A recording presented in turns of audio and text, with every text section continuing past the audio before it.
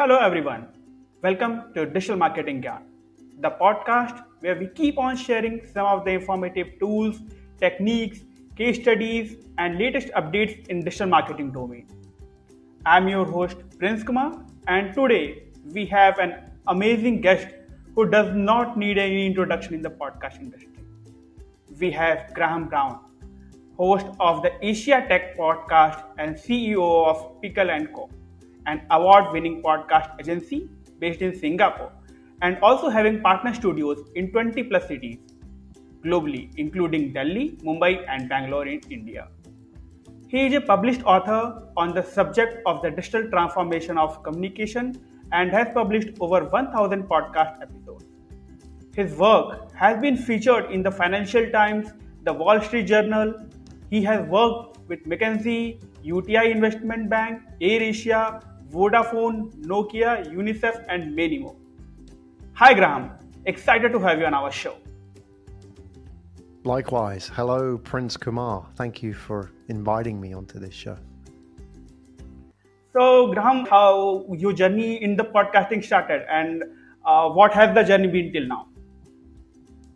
Yeah, thanks. So my podcast agency, Pickle & Co., is 3 years old. We started it in 2018. I've been podcasting a long time before then. My first podcast, Prince, was probably 2003 when there was no podcasts. Basically, back then, I was running a research company. We were researching telecoms and communication industry.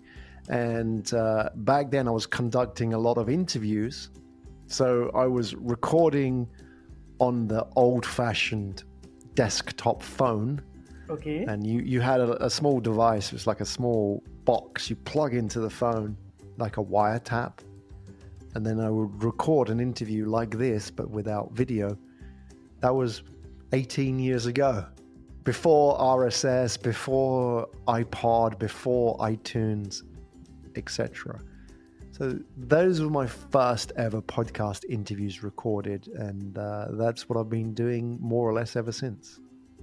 And recently, I think you started a campaign where you recorded around 200 plus episodes. Something was like that? Yeah, well, I run a show on, which is a YouTube-based podcast. Okay. And we do daily recordings on every Thursday. And every Thursday we record in one day 20 to 25 podcasts. Oh. So I wanted to prove that actually recording a podcast is not so difficult anymore. So anybody can do it. And I wanted to get really, really good at production. So that's what we're doing now. So why do you think that podcast has a lot of potential? And do you also think that it can be a part of the mainstream marketing channel in the coming future? It already is part of mainstream marketing in some markets. Obviously, markets move at different speeds. India is catching up for sure.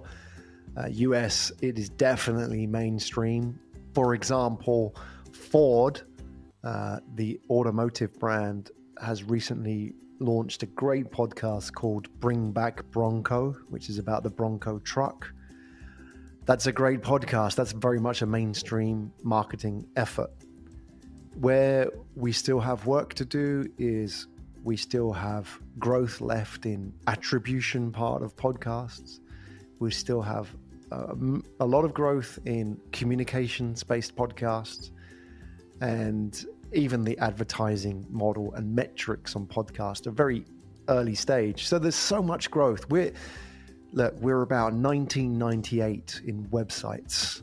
That's the equivalent. Today, 2021 is the equivalent of 25 years ago in websites. Very, very early days, but look at where we are now with websites. Definitely. So definitely podcast is going to be the part of the mainstream, and even I think so it might be overtaking a good amount of the marketing channels or the marketing platforms that we have. Yeah, we see a lot of growth. I mean, think about it. Today, there are 2.7 million podcasts in the world. In 1998, there were 2.7 million websites. Today, there are 1.8 billion websites. So there is a lot more growth to come. If we think about podcasts not as owned by a brand, but by people in the brand. So you could have one brand having 5, 10, 15 podcasts. And we're seeing this now, right? Not just one brand, one podcast. It doesn't work like that. We're seeing one brand, the digital team, the product team, the CEO, the head of marketing, all have podcasts now.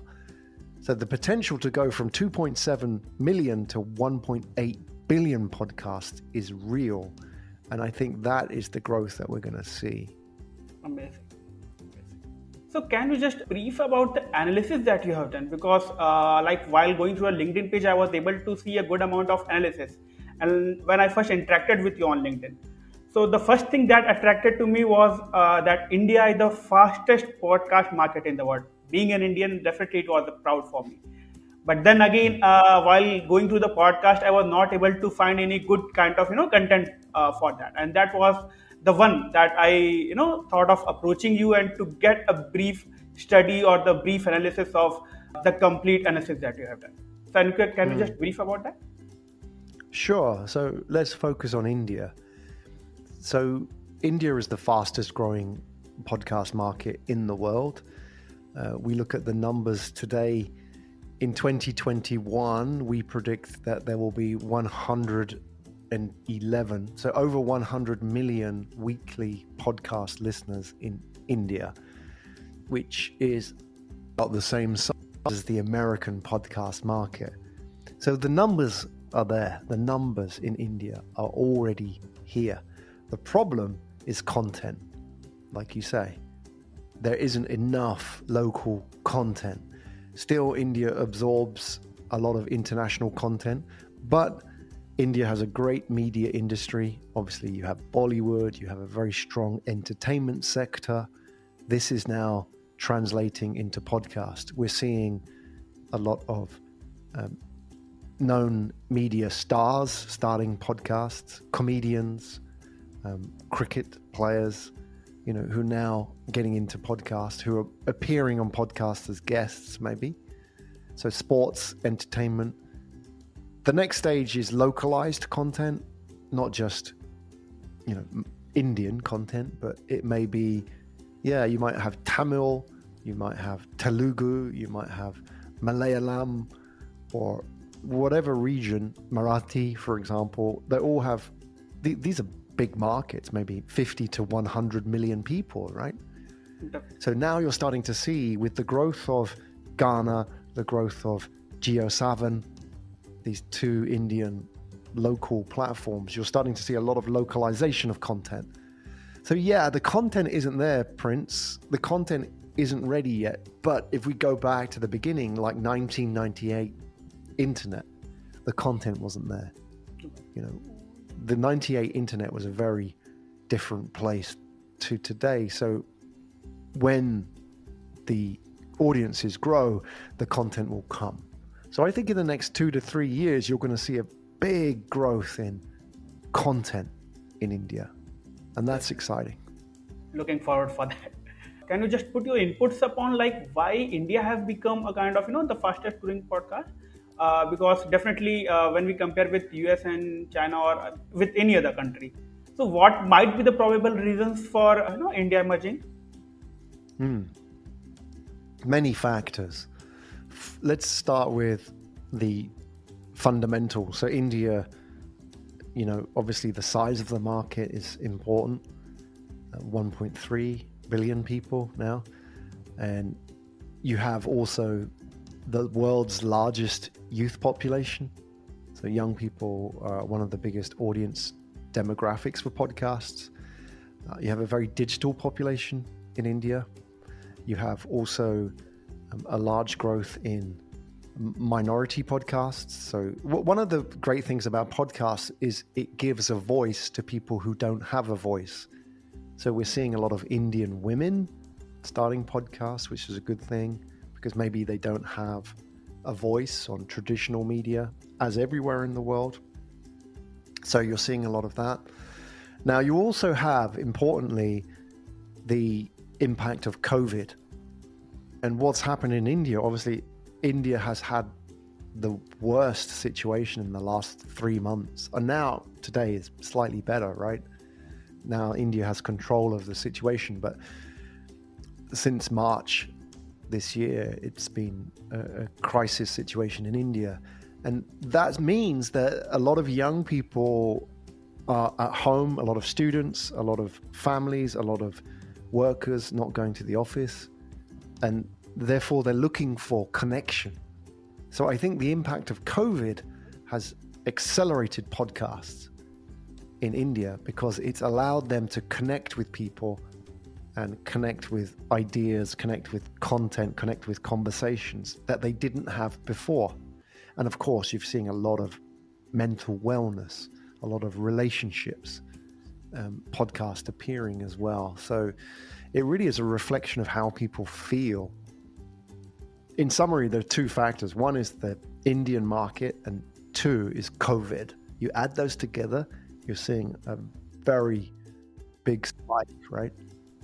Definitely. So do you think because of COVID, the surge is only in India, or it's a kind of global listeners of podcast have increased?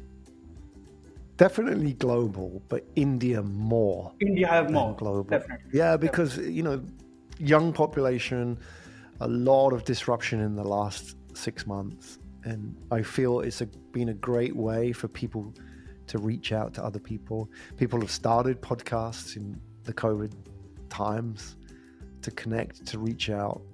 Yeah. And the fact that, there's a strong youth market, English speaking as well, has given them ideas. Definitely. So when I also started my podcast around 3 to 4 months back. And Right. the main reason for was that I am into digital marketing domain. And I used to for whatever things I used to read, I used to bookmark it or note it down or somewhere. But then again, creating a video, then I thought that why should I keep the information to myself? Let it kind of be helpful to others. And for that, I thought of creating a video that. But then again, when I saw the instruments and the complete planning and these all things, I thought that left it. I will plan it other. But then when I saw a podcast, I thought that it's comparatively very easy to use. Because if you have a good mic and if you had a complete planning on these all things, you can plan the content and then you can go live, and there's a good amount of audience that are able to appreciate you. And then if they like, then definitely. So that was my reason, why when I started for the podcast. Yeah, importantly, like you say, it was easy.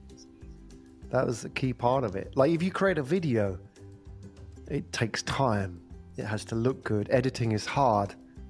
But on a podcast, you play to your strengths. The strength of the podcast is the conversation, your experience, right? But on a video, if you create a video and you go to YouTube, I make a YouTube video, so it's important to understand that I'm not saying YouTube is bad, but if I go to YouTube, I'm less effective than my 15-year-old son, right? My 15-year-old son, with less money, he can go onto YouTube, make a video, more views, maybe thousands more views than me. And that's the point. But he can't create a conversation like this. He can't create a conversation with somebody because he doesn't have years of experience and he doesn't have connections. And that's why audio plays to our strengths, whereas video plays to our weaknesses, and we're competing with kids, right? Who will always be better than us. When we come to the podcast, what is the highlight of the audience that you have seen? Means, are they mostly youngsters, or are they kind of people of all age? Globally, podcast audiences start older and get younger, and especially in India, because it tends to be business, it tends to be older people starting it because they have the resources. But now we're seeing a lot of younger people starting podcasts, which is good. That's a good sign. And not just younger, but also more influential. So within businesses, we're seeing that the data shows that podcast listeners are higher position within their companies, their non-podcast listeners, and that's important. So they tend to be younger, more influential, and more senior in their businesses. So that's a good market to target here. And I think mainly because young people have more uplift with the podcast. They don't have access to traditional media. Like old people like me, nearly 50, we own traditional media, right? So we can get articles out, we can get on TV, but difficult for young people. So that's why young people are turning to podcasts, because they don't need permission. They don't need to ask somebody, an editor, a commissioner. They can just make their own radio show. It's amazing. So we're seeing a lot of young people now getting into podcasts, creating, consuming, and I think that's a good sign. Definitely, that's a definitely good sign that we are seeing. So coming to the audience, like you have mentioned, so what about the topics?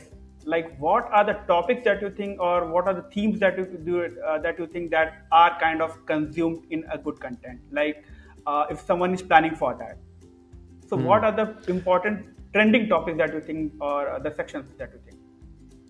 Everything. That's the point. There is a podcast about everything in the world today. It's difficult to say trending, because I think that if you're creating a podcast, you should talk to your audience, not a new audience. So everybody has an audience. If you're in business, if you're a business owner, if you're a marketing person, you have people who listen to you, and talk to them. You know your audience. What are they interested in? What is their frustrations? What are their fears? What are their pain points? These are the subjects you should talk about. Be honest, be vulnerable, be human in your subject. So speak to their concerns, their worries. So if you see what people are listening to now, everything is a podcast right now. But it seems to be that people are now accessing content which they couldn't access before. For example, a lot of relationship advice podcasts popular now. A lot of mental wellness podcasts. Think about that. That now two men can talk about mental health. 5 years ago, we couldn't do this, but now you can have a podcast about this, and maybe even a cricketer or a sports guy talking about mental health. That's fantastic. Years ago, not possible, but now this has a platform for the conversations we don't normally hear, but we need to hear. So there is a conversation about everything out there now, and I think that's what is the beauty of podcasts, is that if you want to talk about something and there is an audience for that something, then you can create a podcast about it. Definitely. So I haven't, like in India, what I have seen is that a good amount of emerging poets are there. So what they do, even they are creating a podcast based on their poems. They are creating poets, and based on that, they are creating a podcast channel. There are few who are kind of phrasing the music in their voice. So these are few of the talents that they are able to push out because of the beauty of this, the channel. Yeah, that's nice. What kind of poets are they? Is it sort of traditional poetry? No, they are not kind of traditional. They are not kind of traditional, but they are the beginners one. Like they are into their initial stages. Try to give whatever things that they can give to them. That's great. That's a real democratization of media, right? Give everybody a voice. Maybe they're not good. Maybe they're good. But let the audience decide, rather than let the editors decide, right? Which is traditional way of doing it. Definitely. So, along with India, what are the top other countries that you think are kind of leading in this podcast race, if you say? Yeah. Well, leading has many meanings, right? Of course, in just numbers, that India, China, US are the biggest markets. But each market is different. For example, in terms of business models and the development of the advertising and marketing industry, America is ahead of everybody. America is 3-4 years ahead of Asia, because they have very established media advertising networks, more established marketing industry and podcasts, and more audience appetite for advertising and marketing. So America leads in terms of the business models, the monetization of podcasts. But I feel, like we need to consider what will emerge in Asia, India, China, Indonesia, and Southeast Asia as well. These are really interesting markets to watch. So it's difficult to say which is the leading market in the world. Everybody has a different type of content in their market. For example, in India, you talk about poets. There's a lot of comedy podcasts in India as well. Every next podcaster seems to be a comedian. Whereas if you go to America, it's different. Different type of podcast. If you go to Indonesia, you'll find more comedy podcasts again, more political podcasts. So every market is different, which is great. And I feel that makes it really interesting. And everybody should look at different markets, what's going on, get an understanding. You may find a format that works in your market. You may find a business model that works in your market. We are not yet global. Nobody knows everything, right? That's the great thing about where we are now. And what about the content creators? Like for them, according to you, how do you rate India? Like, is India a good in terms of content creating, or they are still a kind of lagging behind? Difficult to measure that. Of course, content is relative, subjective, right? You have in India the emergence of the production houses. You have companies like IVM Podcasts, and you have, for example, like Wine Studio. These people produce narrative podcasts. So you're seeing this. You're seeing the professionalization of podcast content in India. The very early days. I feel in 2 years, the content level is going to be much higher in India. Right now, it's just everybody with a laptop and earphones and something to say has a podcast. This is like 1998 websites, right? 2 years' time, a lot more professional content. In India, you will see the development of Wondery style podcasts like in America, these very deep narrative podcasts. Sounds like a radio show, sounds like Netflix. Spotify is investing in India. I'm sure Netflix, these large American networks, will come to India and look for local partners.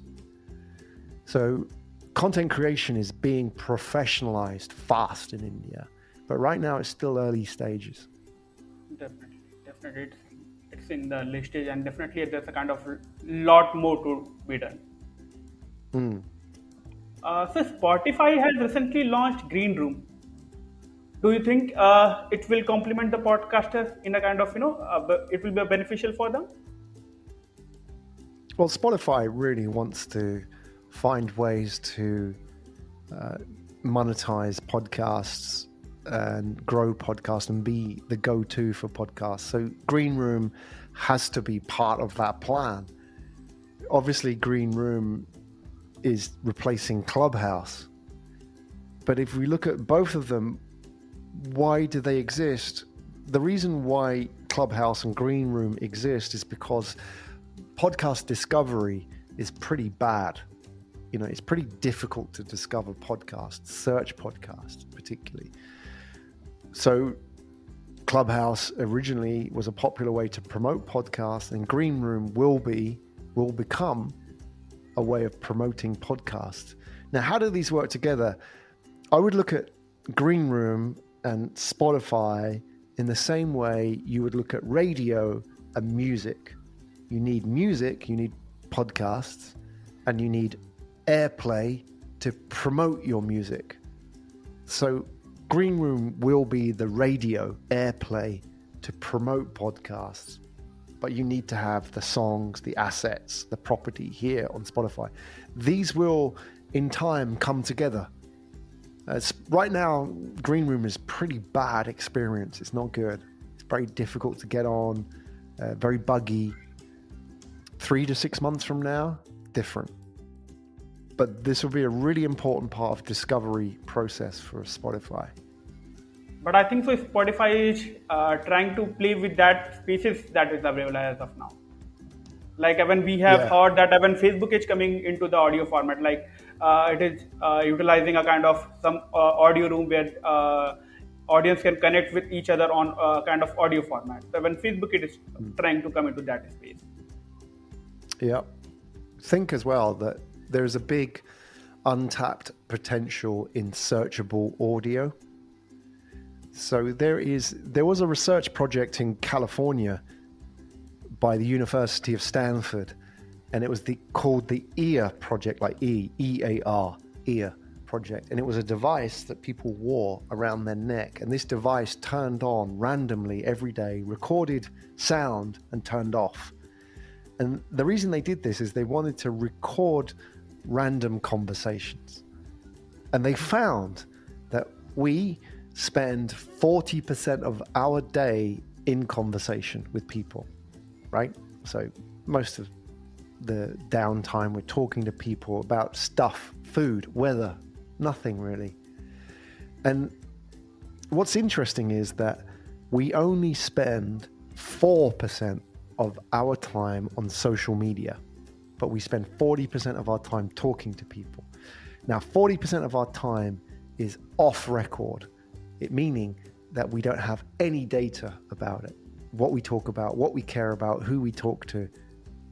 If Spotify can somehow quantify that 40%, think about huge marketing advertising potential for Spotify, Facebook, Google. If we can now search every single conversation that we have, imagine the potential to understand, Prince, Kumar, what you really talk about outside of Facebook, outside of LinkedIn, what you're really about. Now, of course, that's a very dystopian future. That's Big Brother. That's, lots of potential to use that negatively. But that's the way we're going. That's what they want, a small piece of that 40%. And that's what Spotify is pushing for now. Spotify will become the Google of sound. That's where they're going. Very well said. Very well said. I think definitely Spotify is leading somewhere. So in the starting, you told that the businesses have also started utilizing podcast to leverage the audience presence. Along with that, you mentioned about an automobile client. So can you just mention about the sectors that have started emerging into this podcast industry? Any businesses that you have mentioned? Yeah, I'll give you an example. Currently, we are producing a podcast for UTI, Investment Bank of India, which is part of Axis. And this is a bank which is selling India to the world. It's selling the story of India.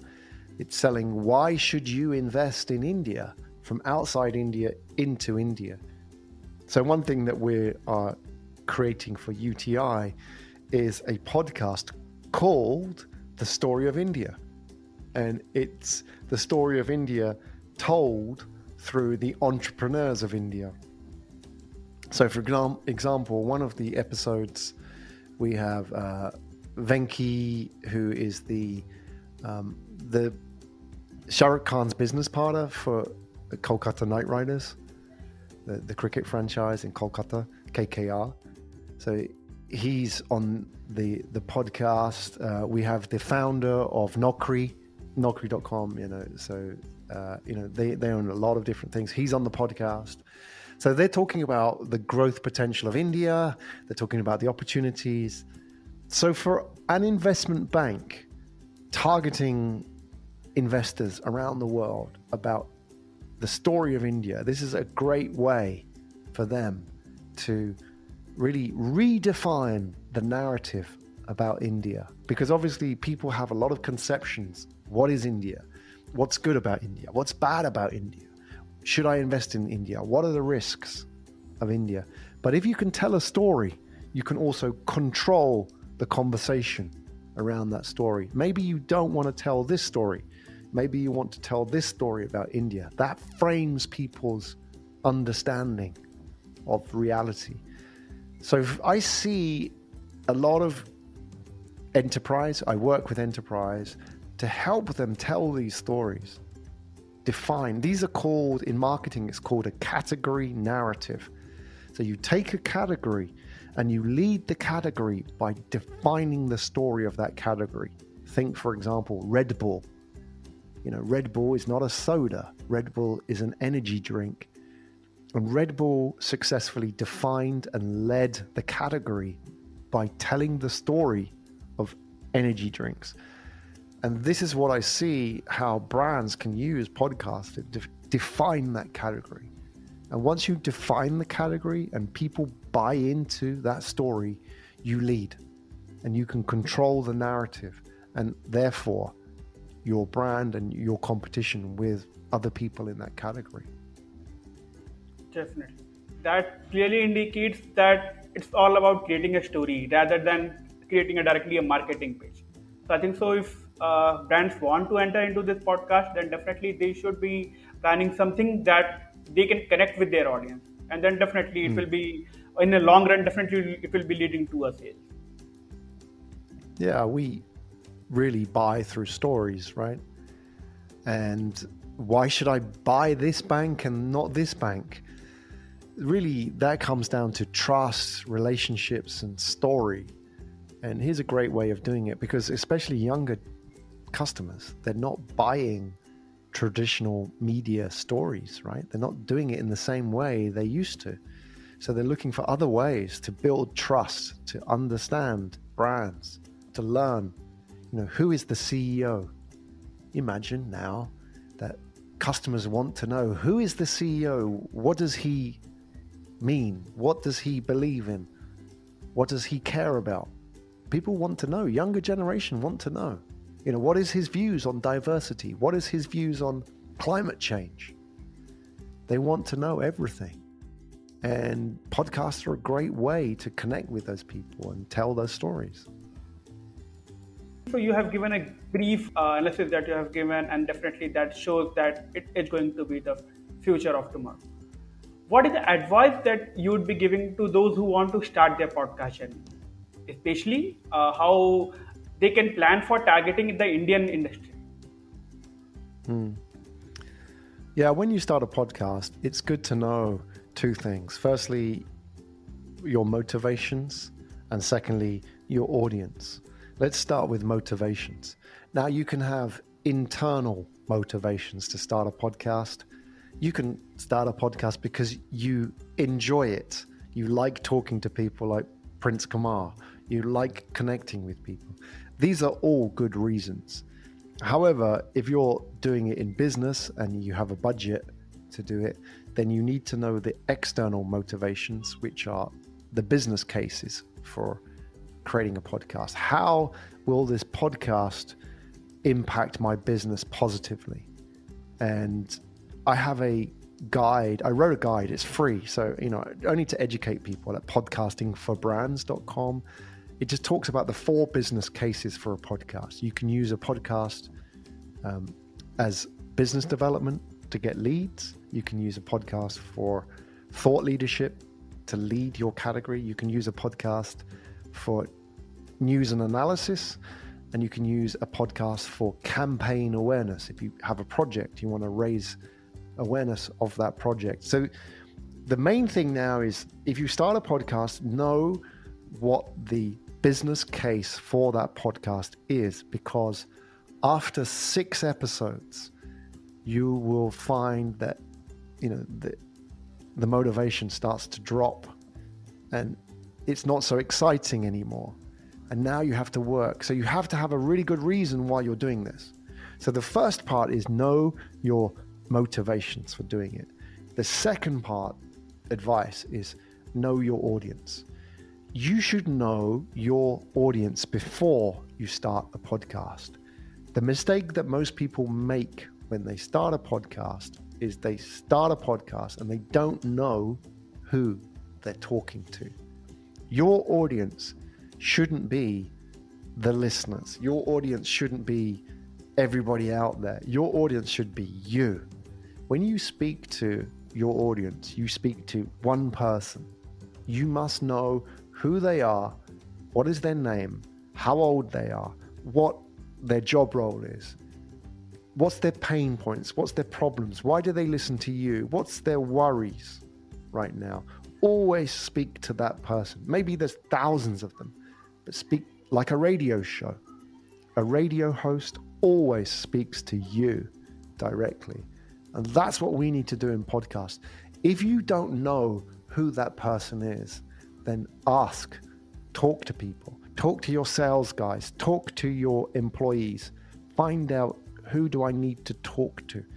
But please don't start a podcast until you know exactly who you're talking to, because the podcast won't go in the right direction. Over time, it gets distracted, or over time, now there's so much competition in podcasting that you need to know exactly who you're going to talk to. So those are the two pieces of advice, Prince. One is motivations, know the business case. Second is know exactly who you're talking to. Give them a name. My podcast audience, she's called Nicole. She's 42 years old. She's a corporate communications leader, and she listens to me because she needs to sell podcasts internally. When I do a podcast, I always think, Nicole, I'm speaking to her. Just like, in marketing, when you write copy, you always think about, who am I writing this for, right? A pen profile, as they call it, right? Definitely. Very, very useful advice. Thank you so much. Thank you. So with this, we have come to the end of today's episode.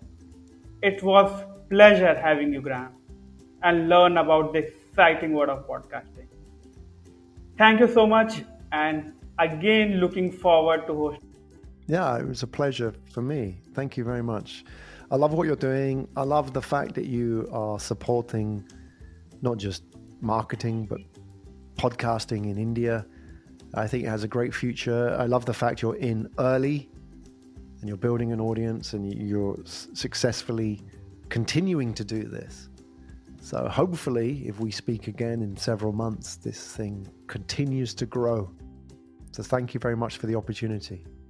Definitely. Thank you.